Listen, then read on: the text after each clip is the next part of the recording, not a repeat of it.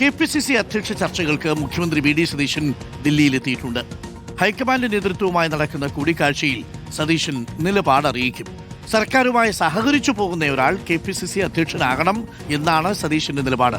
ഒന്നിലധികം പേരുകൾ വന്ന പശ്ചാത്തലത്തിൽ നേതാക്കളെ ദില്ലിക്ക് വിളിപ്പിച്ച് അഭിപ്രായം തേടിയ ശേഷം പ്രഖ്യാപനം എന്നതാണ് ഹൈക്കമാൻഡിന്റെ നിലപാട്. നോബൽ മാരിക്കാരനുണ്ട് കൂടുതൽ വിവരങ്ങളുമായി.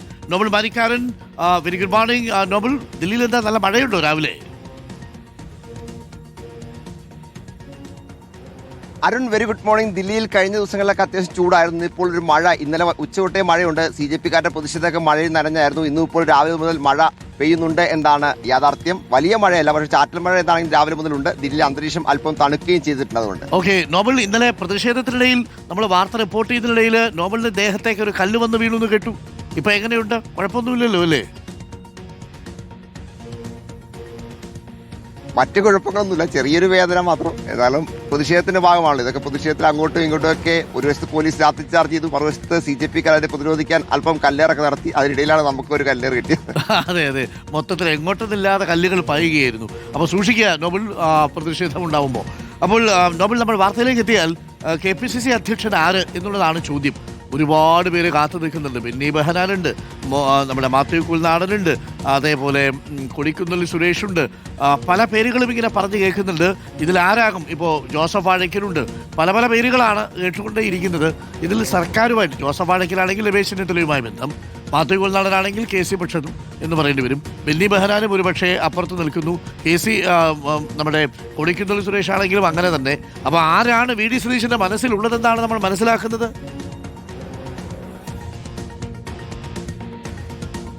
അരുണൊരു പ്രധാനപ്പെട്ട ചോദ്യമാണ്. കാരണം KPCC അധ്യക്ഷനുമായി ബന്ധപ്പെട്ട ചർച്ചകൾ മുന്നോട്ട് പോകുമ്പോൾ സർക്കാരുമായി ഒത്തുപോകുന്ന ഒരാൾ KPCC അധ്യക്ഷനാകണം എന്നാണ് സതീശനും ഒപ്പമുള്ള മുഖ്യമന്ത്രിക്കൊപ്പമുള്ള ആളുകളും മുന്നോട്ട് വയ്ക്കുന്ന പ്രധാനപ്പെട്ട നിർദ്ദേശങ്ങളിൽ ഒന്ന്. പ്രത്യേകിച്ച് നേരത്തെ ഉമ്മൻചാണ്ടി മുഖ്യമന്ത്രിയായ സമയത്ത് VM സുധീരനെ ഹൈക്കമാൻഡ് താല്പര്യപ്രകാരമാണ് KPCC അധ്യക്ഷനാക്കിയത്. പക്ഷേ അത് വലിയൊരു പരാജയമായിരുന്നു എന്ന് കോൺഗ്രസുകാർ തന്നെ സമ്മതിക്കുന്ന സാഹചര്യമുണ്ട്. കാരണം സർക്കാർ ഒരു വഴിക്ക്, പാർട്ടി മറ്റൊരു വഴിക്ക്, പ്രതിപക്ഷം KPCC അധ്യക്ഷൻ പ്രവർത്തിച്ച സാഹചര്യമാണ് അന്ന് ഉണ്ടായത്. അത്തരത്തിലൊരു സാഹചര്യത്തിലേക്ക് ഇവിടെ പോകാൻ പാടില്ല എന്നൊരു കർശനമായൊരു തീരുമാനം വി ഡി സതീശൻ അടക്കമുള്ള ആളുകൾക്കുണ്ട്. ആ നിലപാടായിരിക്കും ഇന്നിപ്പോൾ പങ്കുവയ്ക്കാൻ പോകുന്നത്. പ്രത്യേകിച്ച് നേരത്തെ അരുൺ പറഞ്ഞ പോലെ പല പേരുകളാണ് ഇപ്പോൾ സജീവമായി ചർച്ചയിൽ ഒഴുക്കിയുള്ളത്. പ്രത്യേകിച്ച് ബെന്നി ബെഹനാൻ, കൊടിക്കുന്നിൽ സുരേഷ് അടക്കമുള്ള MP-മാരുടെ പേരുകൾ സജീവമായി ഉണ്ട്. ഒപ്പം മാത്യു കുഴൽനാടൻ പോലെ MLA-മാരുണ്ട്. ജോസഫ് വാഴയ്ക്കനെ പോലുള്ള ആളുകളും ഒക്കെ സജീവമായി തന്നെ ഈ പദവിക്ക് വേണ്ടി രംഗത്തുണ്ട്. ഇവരുടെ പേരുകളൊക്കെ ചർച്ചകൾ സജീവമായി നിൽക്കുകയാണ്. ഒരു വശത്തെ MP-മാരും MLA-മാരും വേണ്ട എന്ന നിലപാടുമായി ഫ്ലെക്സ് ബോർഡുകളടക്കം പ്രത്യക്ഷപ്പെട്ട സാഹചര്യം കേരളത്തിലുണ്ട്. അതുകൊണ്ട് തന്നെ എന്താണെങ്കിലും കേരളത്തിൽ ഇപ്പോൾ ഒന്നിലധികം പേരുകളുള്ള പശ്ചാത്തലത്തിൽ സംസ്ഥാനത്ത് നേതാക്കളെ ദില്ലിയിൽ എത്തിച്ച് ചർച്ചകൾ നടത്താൻ തന്നെയാണ് ഹൈക്കമാൻഡ് തീരുമാനിച്ചിരിക്കുന്നത്. അതിന്റെ അടിസ്ഥാനത്തിലാണ് ഇപ്പോൾ മുഖ്യമന്ത്രി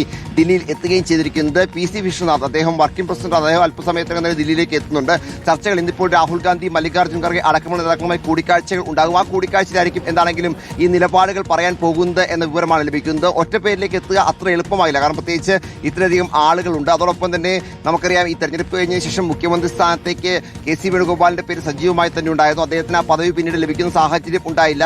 പൂർണ്ണമായും KCയോട് അടുത്ത് നിൽക്കുന്ന ഒരാൾ ഇത്തരത്തിൽ KPCC അധ്യക്ഷ സ്ഥാനത്തേക്ക് എത്തുന്നതിനെയും വി ഡി സതീശൻ എന്താണെങ്കിൽ ശക്തമായി തന്നെ എതിർക്കും എന്ന കാര്യവും ഉറപ്പാണ്. പ്രത്യേകിച്ച് മാത്യു കുഴൽനാടൻ പോലുള്ള പേരുകളൊക്കെ എന്താണെങ്കിലും വരുന്ന പശ്ചാത്തലം ഉണ്ട്. അതിലൊക്കെ എന്താണെങ്കിൽ വലിയ ചർച്ചകളിലേക്കായിരിക്കും പോവുക. തർക്കങ്ങളില്ലാതെ തന്നെ ഒരു KPCC അധ്യക്ഷൻ പ്രഖ്യാപിക്കുക എന്താണ് ഹൈക്കമാൻഡിനുള്ള ഏറ്റവും പ്രധാനപ്പെട്ട വെല്ലുവിളി എന്താണ് യാഥാർത്ഥ്യം. ഇന്നിപ്പോൾ ചർച്ചകളിൽ ഒരു പേര്, അതായത് വി ഡി സതീശൻ ഒരു പേര് പറയുമ്പോൾ എന്നാണ് വലിയ ആകാംക്ഷ. നിലവിൽ അദ്ദേഹത്തിന്റെ അത്തരത്തിലൊരു പേര് പറയാനുള്ള സാധ്യത കുറവാണ് എന്നാണ് പറയപ്പെടുന്നത്. പക്ഷേ എങ്കിൽ പോലും അദ്ദേഹം സർക്കാരുമായി ചേർന്ന് പോകുന്ന ഒരാൾ KPCC അധ്യക്ഷനാകണം നിലപാട് ശക്തമായി തന്നെ ഉന്നയിക്കും. അത് തീർച്ചയായും ഈ പറഞ്ഞ മാത്യു അടക്കമുള്ള ആൾക്ക് തിരിച്ചടിയാകാനുള്ള സാധ്യതയാണ് ഉള്ളത്. ജോസഫ് വാഴക്കനെ പോലെ ഇപ്പോൾ ഈ പറഞ്ഞ രമേശ് ചെന്നിത്തലയും അടുത്ത് നിൽക്കുന്ന ആൾ. പക്ഷേ സതീശനും അദ്ദേഹം വലിയ അകലമൊന്നുമില്ല, അടുത്ത് തന്നെയാണ് ഉള്ളത്. പക്ഷേ അത്തരത്തിൽ പേരുകളൊക്കെ എന്താണെങ്കിലും ഉണ്ട്. ഇത് എന്തായാലും സാമുദായിക സമവാക്യം അടക്കം പരിഗണിച്ചുകൊണ്ട് തന്നെയായിരിക്കും ഒരു KPCC അധ്യക്ഷൻ വരിക എന്ന വിവരം പുറത്തേക്ക് വരുന്നു. പ്രത്യേകിച്ച് പ്രധാനപ്പെട്ട വിഭാഗങ്ങളിലൊക്കെ നായർ കമ്മ്യൂണിറ്റി ആളുകളുള്ള സാഹചര്യം ഒക്കെ ഉണ്ട്. എന്നാൽ ഇതൊക്കെ പരിഗണിച്ചുകൊണ്ടൊരു KPCC അധ്യക്ഷൻ എത്തും എന്ന പ്രതീക്ഷയാണുള്ളത്. ഇപ്പോൾ വി ഡി സതീശൻ എന്താണെങ്കിലും സർക്കാരുമായി ചേർന്ന് പോകുന്ന ഒരാൾ KPCC അധ്യക്ഷനാണ് നിലപാടായിരിക്കും ഹൈക്കമാൻഡിനെ